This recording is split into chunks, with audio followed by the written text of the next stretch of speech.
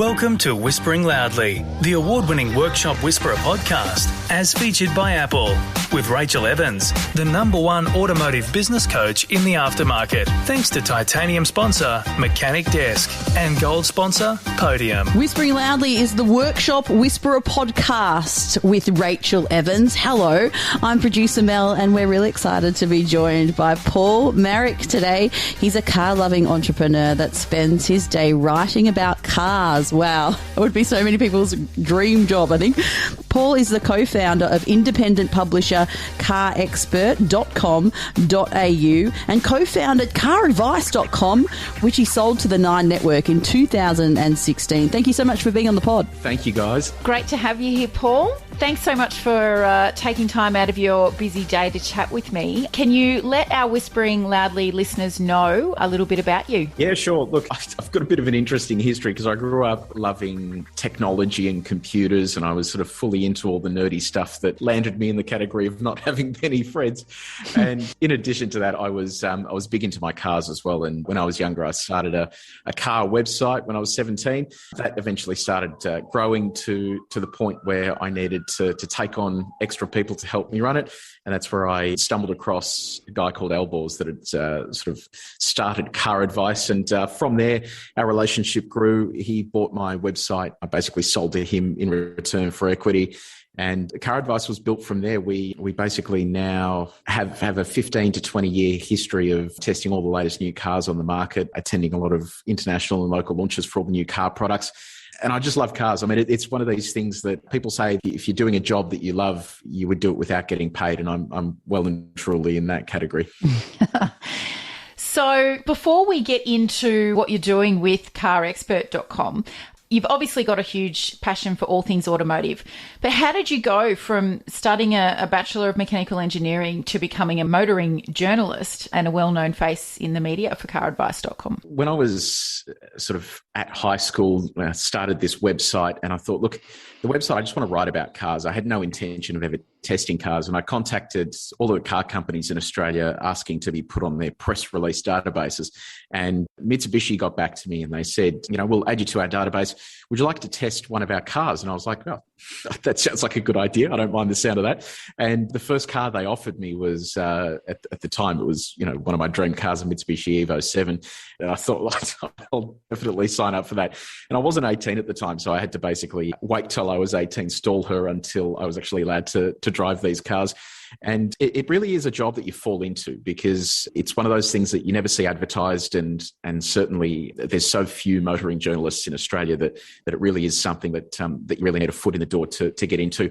And that's what happened with me when I started writing about these cars. It led to getting into a newspaper, and then that sort of expanded from there to the point where we had the Car Advice transaction, and that started growing. I did my engineering degree in the background. That was over a 5-year period. So I was doing all the car stuff in my spare time while I was at uni and developed my skills from there. Okay, so CarExpert.com launched not long ago, early 2020.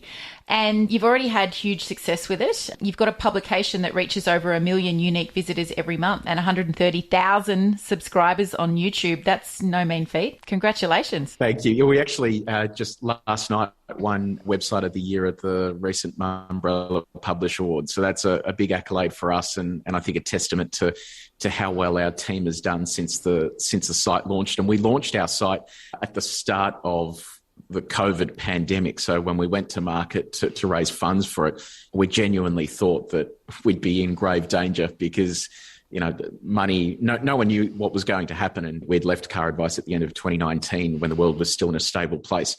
So we couldn't exactly go back there. Yes, definitely. So you mentioned one of your co-founders before. You've actually got 2 co-founders as part of this team. I know what it's like just to be one founder. What's it like to be working in a team with 3? You know what? It's easy and challenging. So it's easy in the sense that our visions align. We know what we want, and I guess we all strive to achieve the same goal. Where it's not easy is when you get differences of opinion, and I think that's the hard thing. You need to know someone well enough to be able to overcome a difference of opinion. I think that if you simply sweep things under the rug, you get to the point where they end up boiling over. And I know for us that we've known each other now for 15 years or so, and we have just so much fun together that when things arise, if you do have a blow up over something, you basically get over it and move on with life. And I think that if you have the same vision in the business and you know what you want to achieve, you simply need, a co-founder that is on that same page and that you can be upfront and honest with. There is absolutely no point having someone who's there just for their name, because ultimately, if you don't share the same vision, you won't actually succeed in business. And for you listening out there, all the husband and wife auto repair shop owners, this very definitely applies to you. Often we have the husband that starts the shop and then the wife will come in later to support. So wives, even though you're not co-founders, you're very much in this team dynamic that requires the same kind of communication that you're talking about, Mark. You have to work to your strengths, right? So if you're the person that started the business and your strengths are in repair, then stick to that. If your other part is strong in accounting or looking after books or whatever they do, leave that to them as well. I think if you both realize that you're good at certain things, that's where you need to draw the line. And also leave business at the workplace. Don't bring it home with you. I find that often complicates things. Absolutely. I personally can say that, yes, that gets very complicating.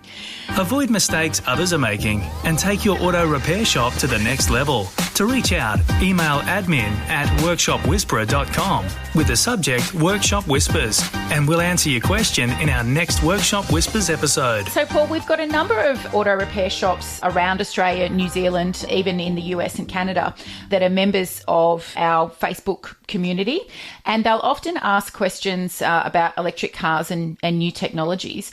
What do you think electrification of cars means for workshop owners and how they can embrace technology? Yeah, look, this is an interesting one. I was chatting with the guys about this the other day.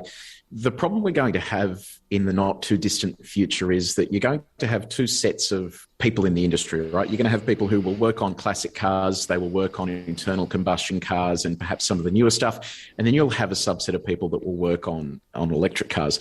And it's important to understand that while they're both cars, they're both quite different in terms of the way that they work. And now's the time to start upskilling yourself, because the trend we're seeing is that electric cars are picking up and at a very quick pace. Australia is quite far behind the rest of the world in terms of EV uptake. But if you look at where the rest of the world's heading and where the EU is heading in terms of emissions, we can see that that's the path we're heading down. So instead of pretending that EVs don't exist, now's the time to upskill, but also keep the skills on older cars, because what we'll find, I'm in this boat, I have a bunch of old Holdens, and I know that I don't want to take one of my prized possessions to someone who has no idea what they're doing. So don't stick to one lane there in terms of what you specialise in. Try and broaden your skills and understand that the EV stuff is coming in. And while it may be simpler in terms of servicing, you have less moving parts, it will still require some level of expertise to work on this stuff when it gets out of warranty. We're going to have the same issue moving forward with these vehicles that we do with internal combustion cars. So it is important to upskill and just make sure you're across all of this new technology. Okay, fantastic.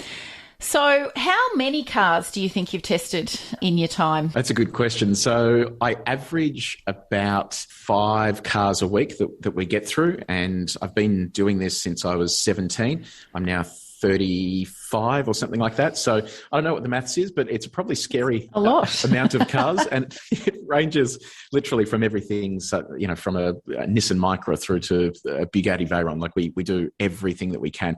And it really is interesting to see how much the car market has changed. I could confidently say 15 years ago that there were some cars in the market you would never recommend even to your worst enemy. Today, there are so few cars in the market that you can say that car is bad, do not buy it. There is a car literally for everyone.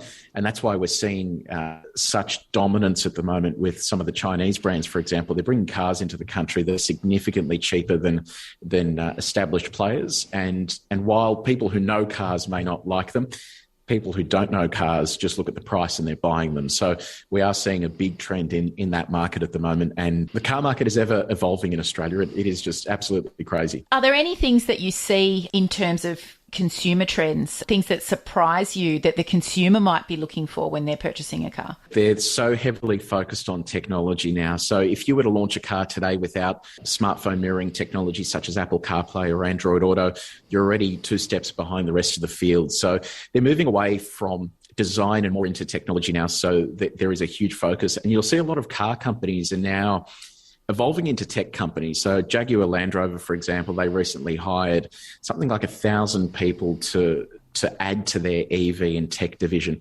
And as part of that, they've realised that, in some of the older Jaguar Land Rover products, their infotainment systems were really poor. And that was putting a lot of people off buying them. And you look at the advent of brands like Tesla. Tesla is technically a tech company that builds cars. So when you sit inside one of their cars, you're blown away with the tech. And a lot of manufacturers are now realising that's where they need to head. I think that's a trend that will continue. They realise that cars need to be more than just a mode of transport. They need to actually have a whole lot of features that suit your lifestyle. Yeah, definitely. Let's talk about good first impressions for a second. This is a question that we like to ask many of our guests. What is your advice for our listeners around creating a great first impression when a customer comes back to the workshop to get their vehicle after there's been work done on it? So there's 2 things for me. So I know that this is going to be hard for a lot of people, but I think a clean working environment. I know that when we've taken some of our test cars in to have things looked at, you walk into some dealerships or workshops and it's a mess. It's a real clutter in there. You've got to understand that if that's your working environment and you're in and around that all day, it might be okay. But if you're a customer that's bringing their prized possession in, they want to feel like it's being looked after. So that's one thing. The other thing is, don't make it like a dentist experience. I know every time I go to the dentist, I walk out and I'm like, okay, this is going to cost me $200. And then they give me the bill and it's like $600. And I'm like, okay, I don't even understand how it's that expensive. I think you need to set a customer up with an expectation of exactly how much something will cost. Obviously, things pop up along the way, but I think being upfront and transparent will win you those brownie points, because nobody wants to feel like they're getting taken advantage of. And that's why I think it's important before the customer leaves, after dropping their car off, that they comprehensively understand what this might cost. And if things pop up, what extra cost could be added to it. I think that's a really sort of important part of making them feel like they're part of the journey. So again, communication is key. 100%. Communication is key. And that's so true in every part of life. I know that every time you get a breakdown in communication, things go bad that could have been resolved simply by communicating properly. I agree. So our final question for our listeners, again, you being an expert in the online space, you've been hanging out there for a number of years now. What advice do you have for our listeners regarding how they can create fun, memorable social media content for their own online audiences? For me, it is so simple. And a lot of people don't do this, but it's be real, be yourself, because a lot of people will look at a persona of someone that they follow or enjoy and they'll try and be them. But the more you try and be them, the faker you are and the less that people will engage with you. The whole concept of social media is for people to feel like, you are engaging with them and you're on the same level as them.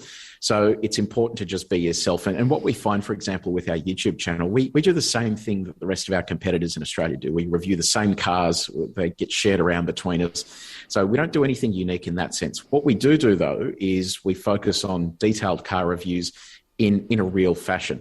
So if you go down the path of doing things for social media, make sure you're consistent with what you do. So if you are doing content around the services you provide, don't all of a sudden start doing content on some political issue or your cat or something like that. You need to really just stick in your lane and just stay with the content types that you're after.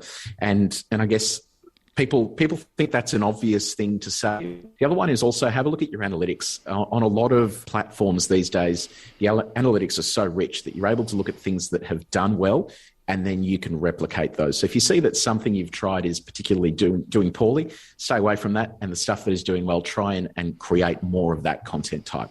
Fantastic advice. And make sure for you listening out there that you jump over to Paul's website, CarExpertcom, and live vicariously through Paul and his amazing dream job of reviewing up to 5 cars a week. Paul, thank you so much for joining us here on Whispering Loudly. Thanks for having me on. I appreciate it. And if you are not yet a member of our free online Facebook group, Your Profitable Auto Repair Shop, make sure you jump across there and request to join.